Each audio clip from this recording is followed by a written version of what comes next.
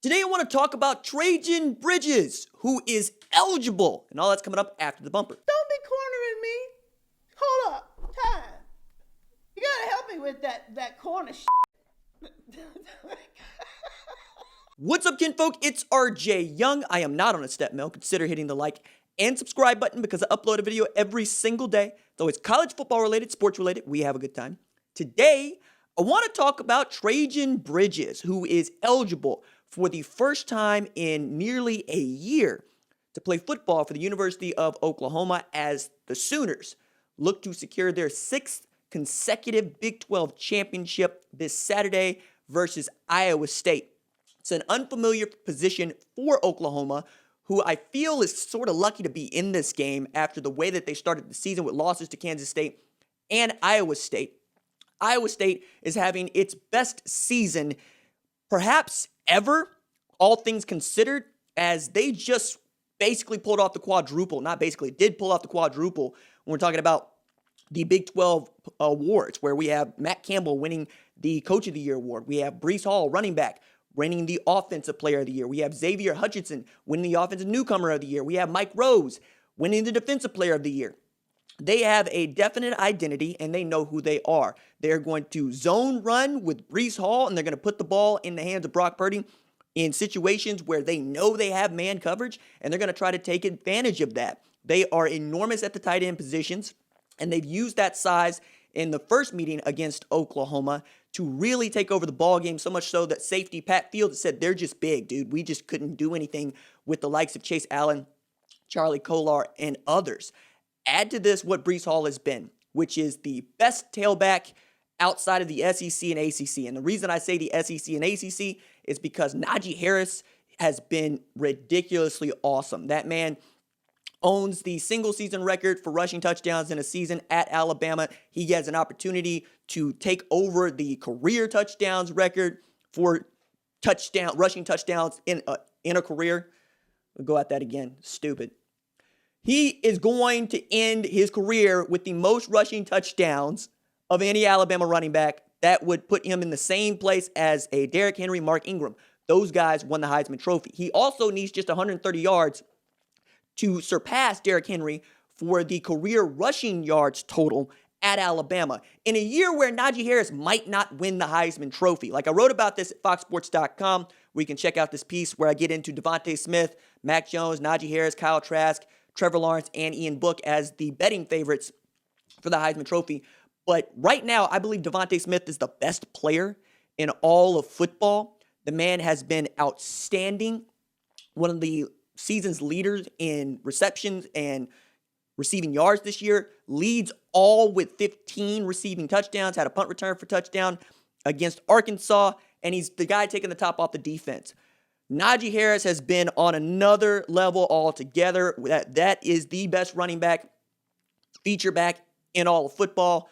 Kyren Williams can argue that. Travis Etienne could argue that. Maybe not this year, but in recent years for sure. And then you have Javonte Williams and Michael Carter, who are the best set of players at any skill position on any team, outside of perhaps Devontae Smith and Jalen Waddle when Jalen Waddle is healthy.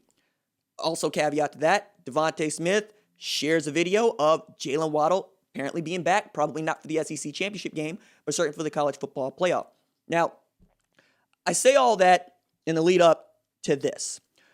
Oklahoma has quietly had an outstanding offensive season, but we're not really paying that much attention to it nationally because the Sooners have 2 losses. And we're also looking at, for whatever reason, not a single defensive player making the first team all Big 12 in a year where Oklahoma is tied for 5th in the country with sacks this season. They have Isaiah Thomas, who has 8 and 9 games. Since Ronnie Perkins has returned, he's been a monster, to say nothing of just how impressive that front seven has been, including Nick Bonito and Deshaun White and David Ugwebu. But where I think you are really encouraged for Oklahoma is just how good they have been at wide receiver. Marvin Mims, for me, is a freshman All-American, one of the better wide receivers in the country. Add to that what Theo Weiss has meant, what Drake Stoops has meant, Austin Stogner when he's healthy. And now you get to add Trejan Bridges to the mix along with Jaden Hazelwood. The thing is, I'm not sure how much Trejan is going to be able to help them on Saturday because Yes, he's been practicing, but do you have a place in him for the game plan? I think where he can make the biggest impact is going to be special teams, because that is where he made the biggest impact last year as a true freshman. Yes, he caught some passes and he even played some DB when they're trying to figure out who's that nickel guy.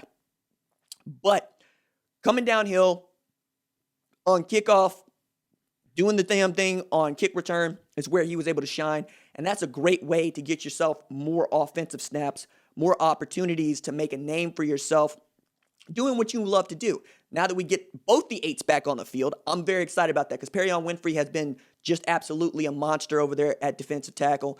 And now you get a Trejan Bridges to bolster that slot receiver position. Be interesting to see if he just kind of jumps ahead of Drake Stoops if they want to get him more opportunities to catch the ball. If anything, you just feel good about this being done, because now you have Ronnie Perkins, Ramondre Stevenson, Trejan Bridges eligible to play football again. What I still have a problem with is, why did this take so long? What did the NCAA get back, or what weren't they told, or why was nobody picking up the phone on that end going, what do we got to do to get this going? Because after serving their suspensions, we wanted to see them all reinstated with the quickness. As a matter of fact, knowing what we know about what they test positive for, it's not really that big a deal, right? To the rest of us, the world has changed. We have a better understanding of what it means to actually engage in cheating, or what should be construed as cheating when it comes to drug testing. And we even have, like, the NBA doesn't even test for marijuana anymore. The NFL is getting there, like it's just, or there with the new CBA going into effect. I had a problem with this from the jump. I don't know that having Trejan Bridges, Ramondre Stevenson, or Ronnie Perkins helps you beat LSU last year, but it certainly doesn't hurt, as people have pointed out, with like Ronnie Perkins and Ramondre Stevenson in particular to start the season. There's a group of Oklahoma fans that believe if those guys were healthy, they'd be undefeated, and we'd be talking about them, and this would have been a bigger issue. Because one of the questions that was put to me was, RG, if this had happened at Alabama or Ohio State, do you think it would have been a bigger story? Yes, because they're undefeated, and they're playing for a playoff spot this weekend, which is where Oklahoma's used to being. They're used to the Big 12 title game being a play-in game for them. It's not so this year. This year, you're playing for the championship and an opportunity to play in the Cotton Bowl in the New Year's Six. So there's a lot that they're still playing for. It's just not what you're traditionally used to seeing Oklahoma be in the mix for. But good news, as it feels like their only thing that could hold Oklahoma back would be COVID-19. We'll see how that has, if any, effects on who plays and who doesn't on Saturday in the Big 12 title game. I'm excited to watch it. All right, that's it for me. Des.